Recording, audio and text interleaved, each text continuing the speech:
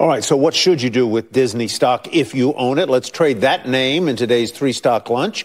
Joining us, Lee Munson, Portfolio Wealth Advisors President and CIO. What's your view on Disney, Lee, and this spat?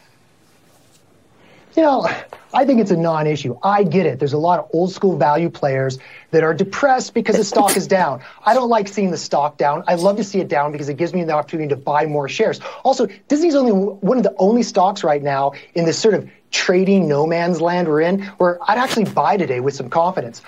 I understand that people can't tell if you're getting parks for free or if you're getting Disney streaming for free, but all that cash burn that everybody's complaining about got them more subscriber growth than Netflix. They got the movies people want. They've got the content that people want, and you're going to have to give it some time. So, you know, Disney and the CEO, they're clear. They know they have to get to profitability, but I think you've got to spend more than what people are comfortable with, and the stock is reflecting that. I think it's a killer deal, and I don't think that this whole situation of getting a board seat is really critical. Disney's going to do what Disney's going to do, and so far, they're winning the streaming wars. All right. The stock, all right. Maybe it will come around to share your point of view, Lisa. What about Nike? The stock up 9% in January.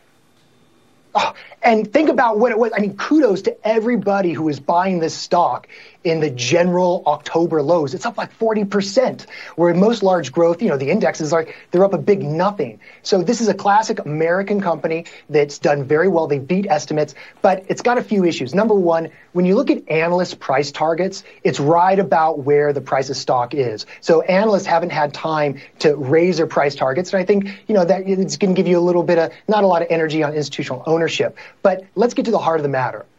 If Nike's going to continue working and not bump into the macro later this year, it's because that direct-to-consumer growth is going to stay there. I think it will.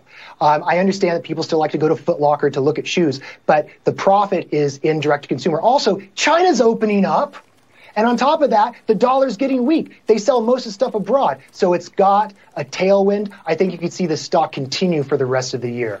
Let's move on to American Airlines. Is this a name you own or one that you don't? I don't own this stock. I fly American a lot, unlike some gold platinum. Let me tell you how I see this. I think if you've been buying it recently and you have a little trading profit, I take some of your profits off the table. I understand they're doing great there as far as profitability is concerned. But we still have an issue with having enough pilots and having enough planes to get people to do what? To buy tickets, business class, high profit tickets in the front of the plane. There's simply not enough business class seats to go around for all the upscale leisure travelers to meet demand. And for this stock to continue on for the rest of the year, I think that you've got to see pilots come online. I think you've got to see more planes with more business class seats come online. And I'm leery about that reality happening in the next 6 months. All right, Lee Munson, thank you very much. We appreciate it. And don't